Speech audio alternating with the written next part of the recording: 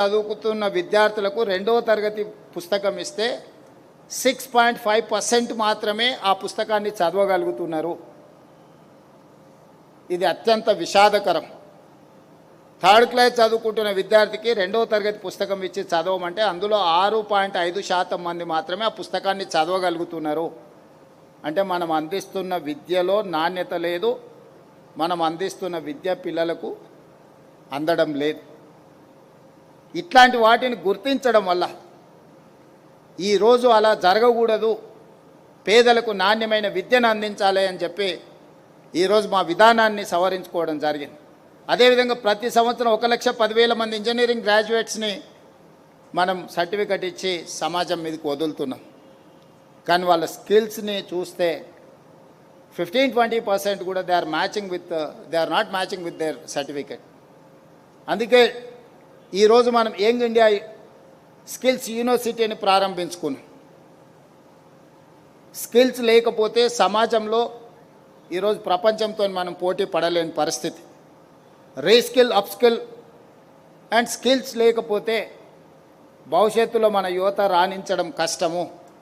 అందుకే ఆ సెగ్మెంట్లో కూడా ఈరోజు మనము స్కిల్స్ యూనివర్సిటీని ఎనీ అదర్ గవర్నమెంట్ యూనివర్సిటీ లాగా కాకుండా పబ్లిక్ ప్రైవేట్ పార్ట్నర్షిప్లో we have initiated that skills university aided by Anand Mahindra.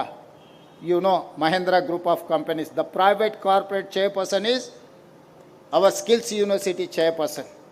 Board of Directors lo Reddy Labs nunchi Apollo Hospitals nunchi different verticals BFSI banking finance nunchi unde vallandaru kuda board of director lo unru. Curriculum valle decide chestaru, students nu valle select chestaru, valle training istaru.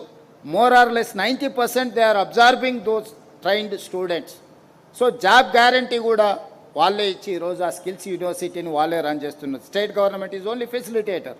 We are not interfering in day to day activity. అదేవిధంగా 1956లో మనం ITIL అని పెట్టుకున్నాం, industrial training institutes.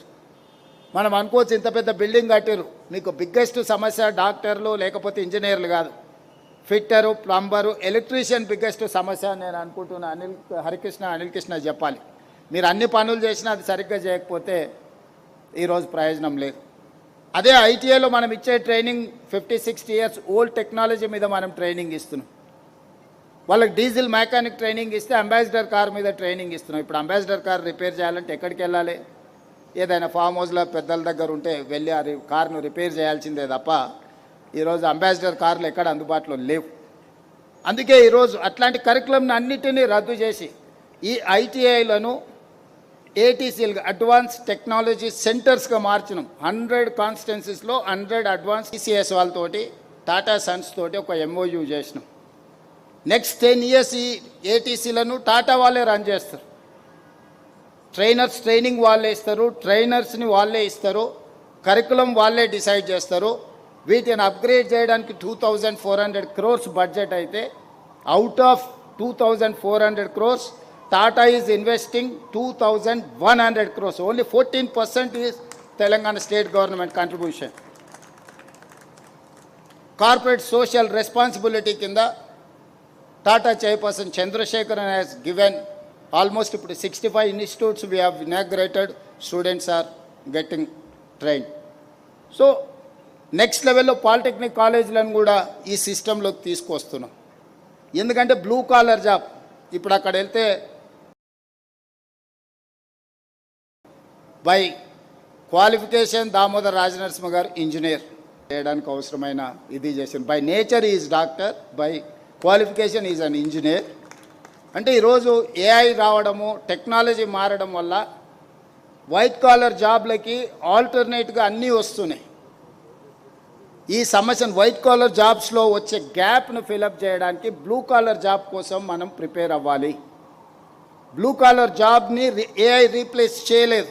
చాలామంది AI రాగానే నిరుద్యోగం వచ్చేస్తుంది, అందరు ఉద్యోగాలు వెళ్ళిపోతాయి, ఇక మనందరం నిరుద్యోగులం అయిపోతాం, రేపు పొద్దుగాల నుంచి అన్ని మిషనరీసే మనం చేయాల్సిన పనులు చేస్తాను ఒక చర్చ జరుగుతుంది. It is of truth. I don't agree with that argument. White collar జాబ్స్ని రీప్లేస్ చేయొచ్చు ఏఐ, నాట్ బ్లూ కాలర్. నీకు ప్లంబర్, ఓ ఎలక్ట్రీషియన్, లేకపోతే ఒక ఏసీ, లేకపోతే ఒక టెక్నీషియన్ కావాలంటే ఆ జాబు బ్లూ కాలర్ జాబు మన యూత్ దానికి ప్రిపేర్ అవ్వాలి, దాన్ని అప్గ్రేడ్ అవ్వాలి, దాన్ని అర్థం చేసుకోవాలి. ఈరోజు మా ప్రభుత్వం వీటన్నిటిని గుర్తించింది. నేను ఎందుకు ఇవన్నీ చెప్తున్నా అంటే ఫస్ట్ ఫేజ్లో ఎడ్యుకేషన్ అండ్ ఇరిగేషన్ని తీసుకున్నాం. సెకండ్ ఫేజ్లో సర్వీస్ సెక్టర్కి 1991 తర్వాత లిబరలైజేషన్ పాలసీ తర్వాత సర్వీస్ సెక్టర్ని మనం ఆక్యుపై చేసినాం. మనం గొప్పగా చెప్పుకుంటున్నాం Microsoft CEO is our person or otherwise other institutes. మనం World Bank chairperson Ajay Banga from Hyderabad, Shantanu Narayan studied in Hyderabad Public School, సత్యనాథన్లా studied in Hyderabad Public School, Premji Vatsav studied in Hyderabad Public School, Pichchaiah studied in Tamil Nadu or southern part of India. ఇవన్నీ మనం చెప్పుకుంటున్నాం. కానీ Google కానీ Microsoft కానీ Apple కానీ ఈ వేటిని మనం కనిపెట్టలేదు. వేటికి మనం యజమానులం కాము. Just we are rendering our services to all those MNCs, all those Fortune 500 companies. It is not sufficient. Yes, up to this mark, okay, fine, we have reached some level. But this is not sufficient for us. We have to think beyond this. So now we are focusing on manufacturing. Then only we can create lakhs of jobs. ఈ విధానాన్ని మనం adapt చేసుకున్నప్పుడే మన రాష్ట్రము, మన దేశం యొక్క ఆర్థిక పరిస్థితిని మనం ముందుకు తీసుకెళ్ళగలుగుతాము. Health tourism. ఈరోజు నేను గవర్నమెంట్ ఆఫ్ ఇండియాలో మాట్లాడినప్పుడు హాస్పిటల్స్తో మాట్లాడితే నాకు తెలిసి ఇతర రాష్ట్రాల నుంచి దాదాపుగా 8-10 లక్షల మంది మన రాష్ట్రానికి వస్తున్నారు ట్రీట్మెంట్ కోసము. ఇతర దేశాల నుంచి నీతి ఆయోగ్ రిపోర్ట్ ప్రకారం 2,20,000 మంది లాస్ట్ ఇయర్ వచ్చిందని, యావరేజ్గా 10% గ్రోత్ ఉంది. డైరెక్ట్ కనెక్టివిటీ లేకపోవడం వల్ల మిడిల్ ఈస్ట్ కంట్రీస్ కానీ ఇతర నేపాల్ లాంటి, బంగ్లాదేశ్ లాంటి దేశాల నుంచి హైదరాబాద్కు డైరెక్ట్ కనెక్టింగ్ ఫ్లైట్ లేకపోవడం వల్ల కూడా కొంత ల్యాగ్ ఉన్నది. అందుకే సివిల్ ఏవియేషన్ మినిస్టర్తో నేను మాట్లాడిన మిడిల్ ఈస్ట్ కంట్రీస్ నుంచి, ఇతర కంట్రీల నుంచి డైరెక్ట్గా హైదరాబాద్లో ల్యాండ్ అవ్వడానికి అవసరమైన ఎయిర్ కనెక్టివిటీని మనం ఇంప్రూవ్ చేయాలి. ఇమిగ్రేషన్లో కూడా ఎనీ అదర్ ట్రావెలర్ లాగా లైన్లో నించుంటే పేషెంట్ ఇమిగ్రేషన్ క్లియరెన్స్ లేట్ అవుతే ప్రాబ్లం అవుతుంది. అందుకోసమని ఇమిగ్రేషన్ డిపార్ట్మెంట్తో కూడా నేను మాట్లాడుతున్నాను. ఎవరైతే హెల్త్ ట్రీట్మెంట్ కోసం మన స్టేట్కి వస్తుందో గ్రీన్ ఛానల్ ఇచ్చేసి పేపర్ వర్క్ చేయడానికి ఒక separate counter they can allow up to air ambulance వరకు అంబులెన్స్ని అలౌ చేస్తే just like that the patient can come and join in the hospital. So ఇట్లాంటి రిఫార్మ్స్ మన రాష్ట్రంలో మనం తెచ్చుకోవాల్సిన అవసరం ఉంది. వైద్యానికి సంబంధించి కూడా రెగ్యులర్గా దామోదర్ రాజనరసింహ గారు విశ్లేషించుకోవడమే కాకుండా, అవగాహన చేసుకోవడమే కాకుండా రిఫార్మ్స్ తేవాలనే దాంట్లో ప్రైమరీ హెల్త్ సెంటర్ నుంచి నిమ్స్ వరకు, టిమ్స్ వరకు హాస్పిటల్స్ని అన్ని కూడా రీస్ట్రక్చర్ చేస్తున్నాం. ఇదే కాదు, రీసెంట్గా ఇన్స్ట్రక్టెడ్ మై మినిస్టర్ 65 లక్షల మంది సెల్ఫ్ హెల్ప్ గ్రూప్స్, స్వయం సహాయక సంఘాల మహిళలు మా దగ్గర సభ్యులు ఉన్నారు. ముఖ్యంగా మహిళ ఆరోగ్యంగా ఉంటే కుటుంబం ఆరోగ్యంగా ఉంటుంది. మహిళ ఆరోగ్యంగా ఉంటే పిల్లలను బాగా చూసుకుంటుంది.